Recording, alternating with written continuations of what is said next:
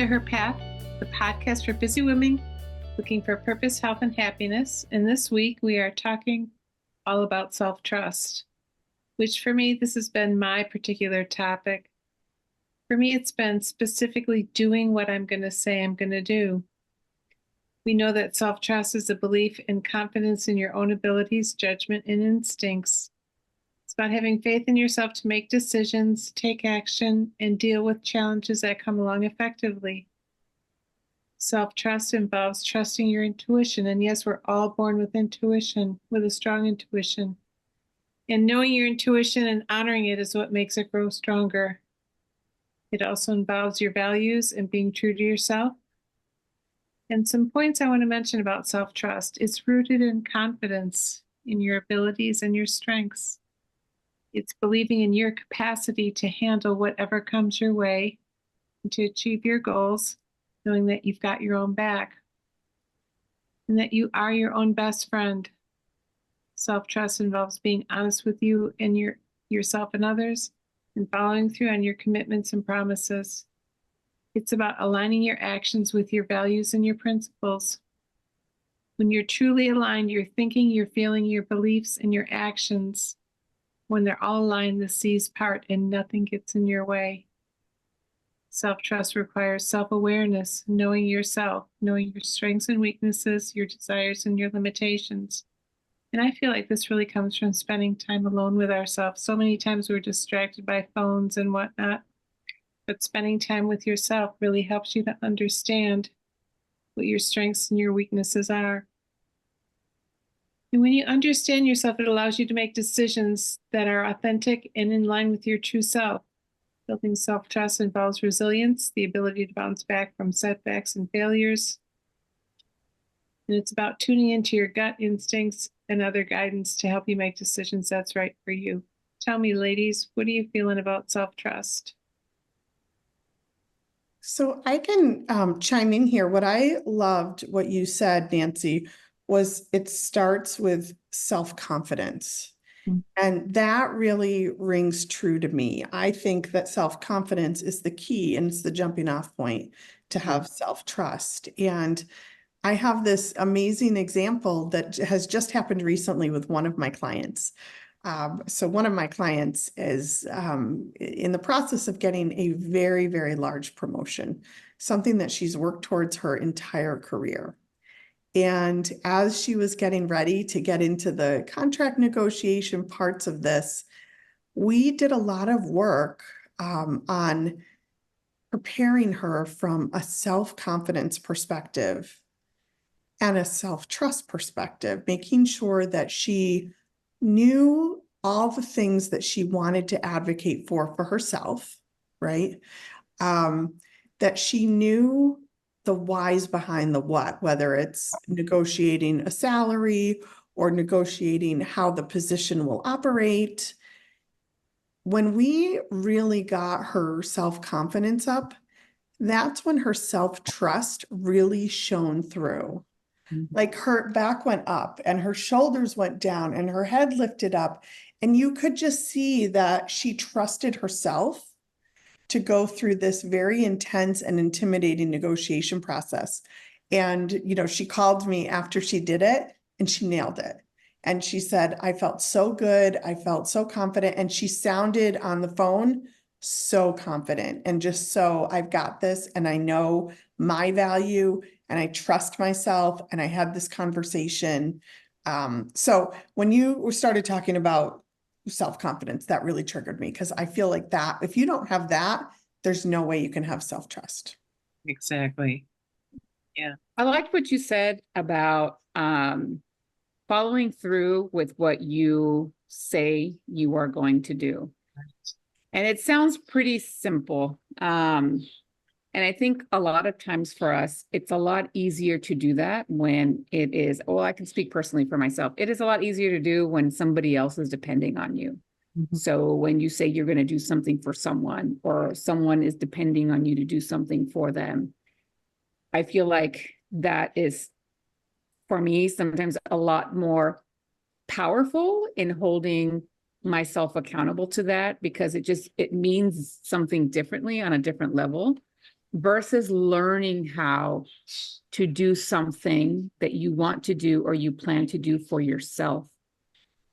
I think for a long time, we put ourselves last when it comes into the priority of where we lie in relation to all the other things in the world, in our life, and learning, at least for me, learning how to put myself first and following through with the things that I want to do for myself in all aspects, whether it's professionally, in my relationships, with the way I take care of my health, has really taught me how to trust myself. Right. And I think that has been the hardest thing for me, is being accountable to myself, doing what I say I want to do for myself, following through for that. I think that has been the most challenging thing for me with self-trust, and something that honestly I still continue to work on. Right. Right. I used to always say, like, I'd go to bed at night and I'd say, like, okay, tomorrow I'm going to do blah, blah, blah. And then I'd wake up and it would be like, no, I don't want to do that. It's like, who am I waking up with? It's like two different people. One's making this decision and the other one is like, yeah, no, not today. Yeah, exactly. For me, I'm going to get up at, and I'm going to do a jog in the morning before going to work. And then that alarm clock goes off and it's like, the bed is wonderful. Let me just stay in here. And it's kind of like I chip away at a little bit of myself anytime I don't do what I would like to do for myself, because giving in to, I don't know, I guess you would call it impulses or indulgences in the moment, it feels really good. But then afterwards, I beat myself up because it keeps me from attaining a certain goal that I'm having for myself. Right. And I think for us, sometimes it's always a work in progress. And some people have that skill really honed in, where they say they're going to do something and they just like clockwork, like very structured about it. But for me, having my own back is something that I still have to work on, that self-trust to follow through with the things that in my mind are important to me, but following through with that for myself still continues to be something I have to be very aware of. Right. Yeah, I think it is a lot easier, like you said, Gabby, to do something when you've committed to somebody else, that somebody else is expecting you to show up and to do something, and it's so much easier. And I think that is one of many reasons why having a personal coach is so effective, because you have that built-in accountability that you're going to be accountable to your coach. You're going to show up for them. You're going to do what you said you were going to do, versus, having your own back and doing it yourself. It is so much harder. And it's, for me, like you said, just chipping away at yourself when I don't do what I said I was going to do. It's just like beating myself up and just, walking away with my tail between my legs and feeling beat down and let down, and trying to get up, back from that is so much harder than if I could have more self-compassion. I think having self-trust, also you have to have some self-compassion in those moments too.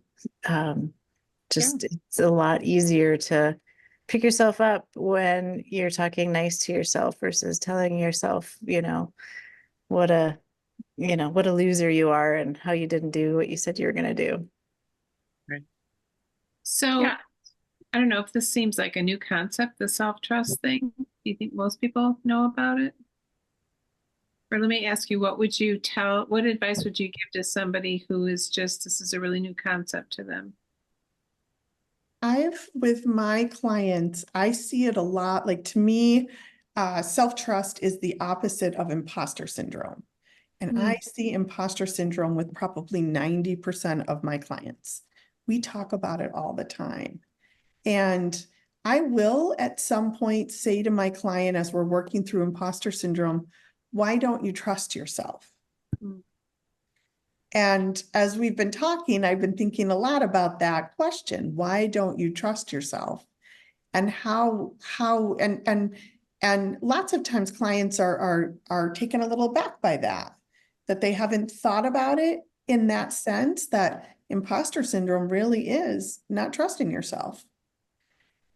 And so to answer your question, I think it's not something we talk about. It's not something we normalize, that whole concept of self-trust. And I really do think it should be something that we spend more time talking about and normalizing. Mhm.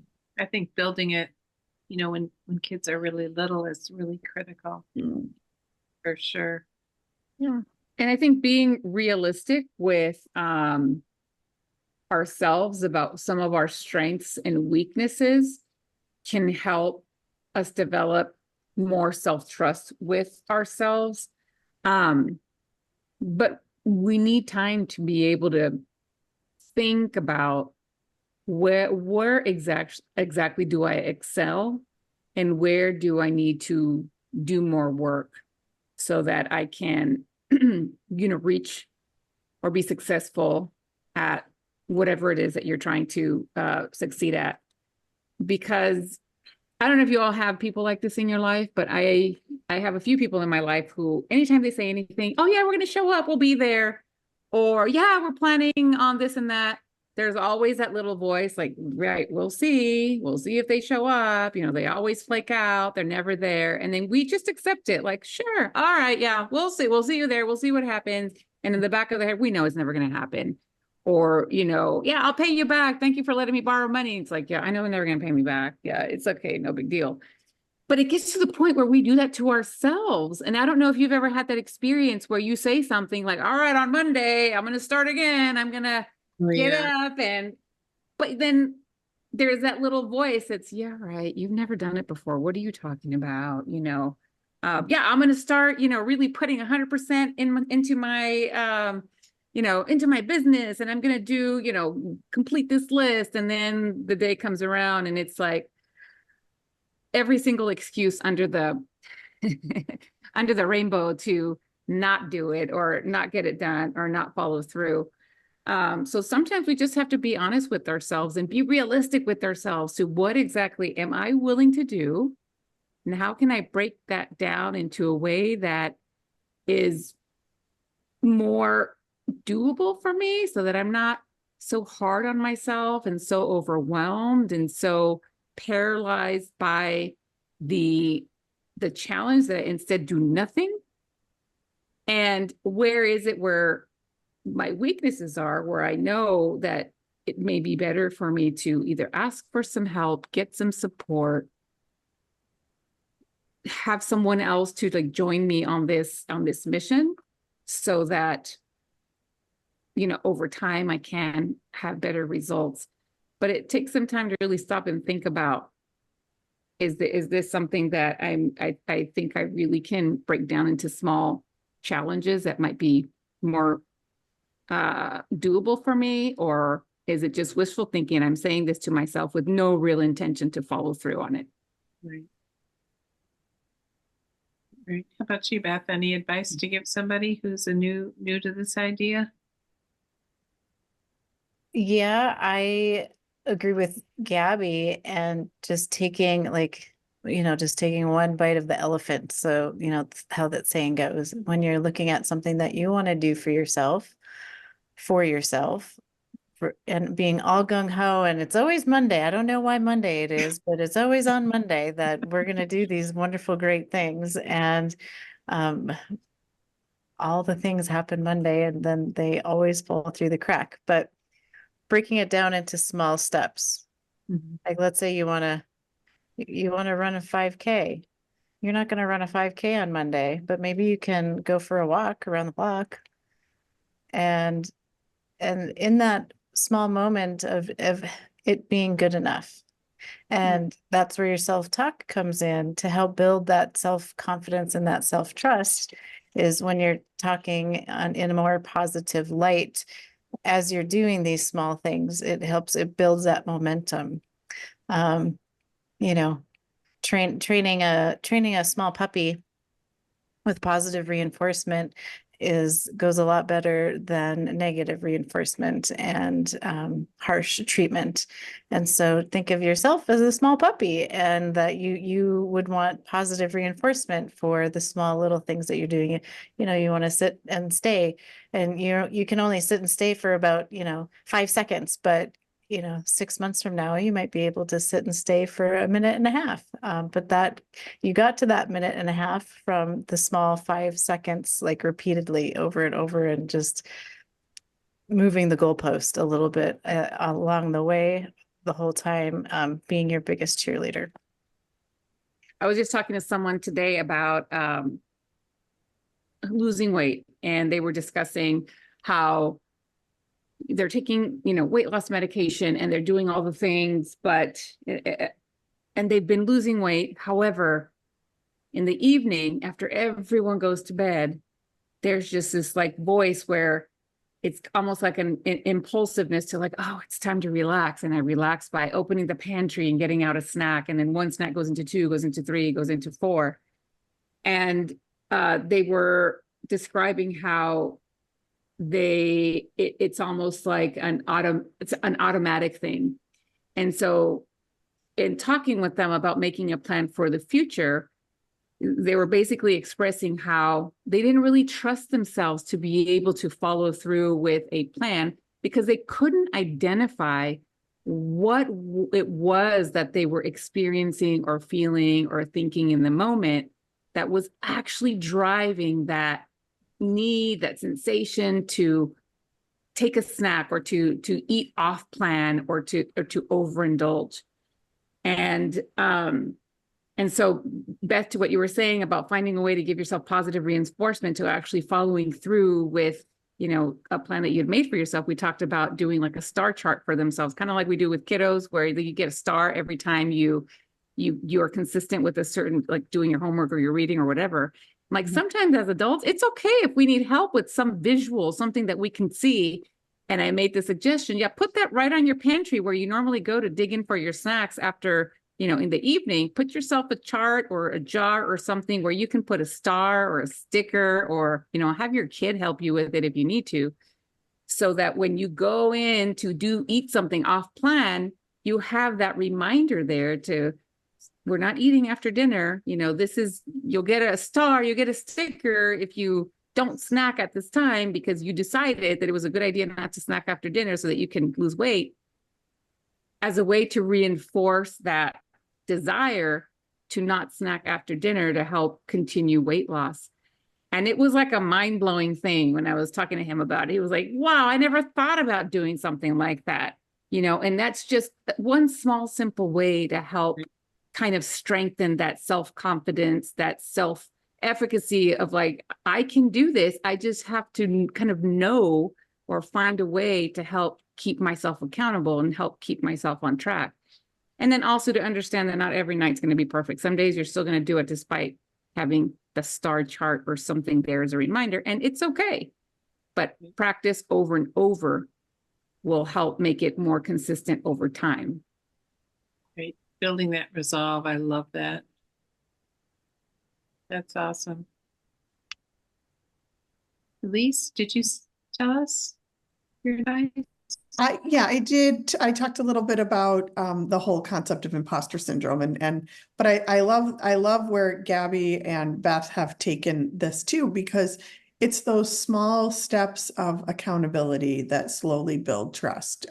Right. So, a lot of times with my clients, we're talking about they're really unhappy where they're working, or they're really unhappy in a certain part of their life. But the idea of switching careers in our 50s when I have teenage kids and all the things seems daunting and overwhelming. So we do the same thing where we take it little bite by, what is it? The elephant, you bite at a time, a bite at a time. All right. We're not happy where we are right now. And that leads to doubting yourself, and that leads to not trusting yourself.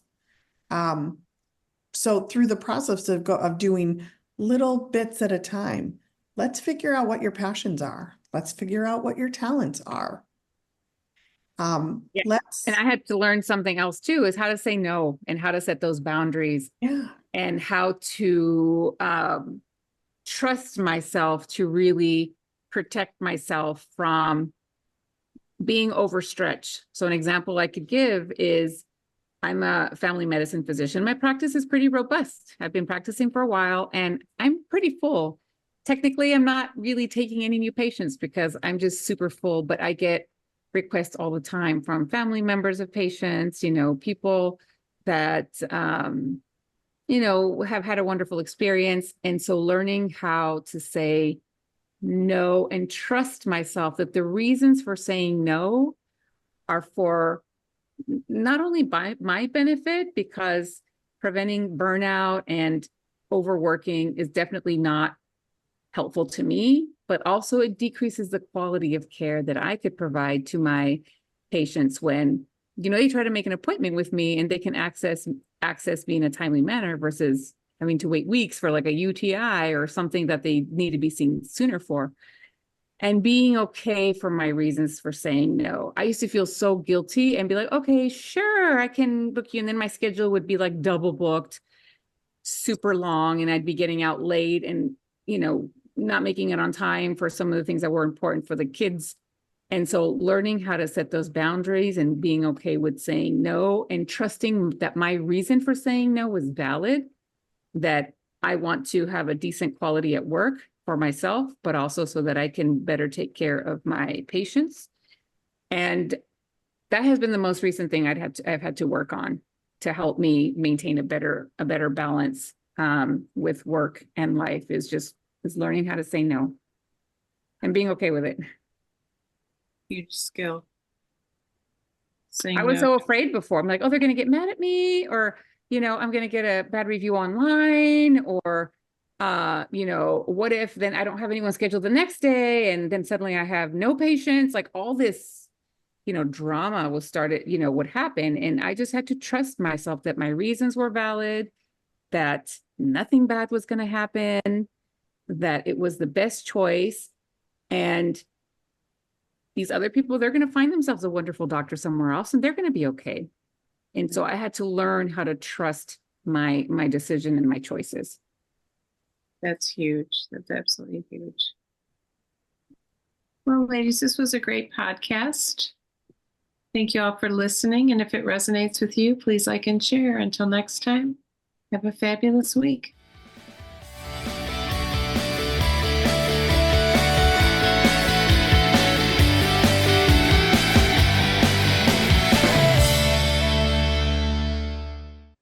Hey, one more thing before we leave.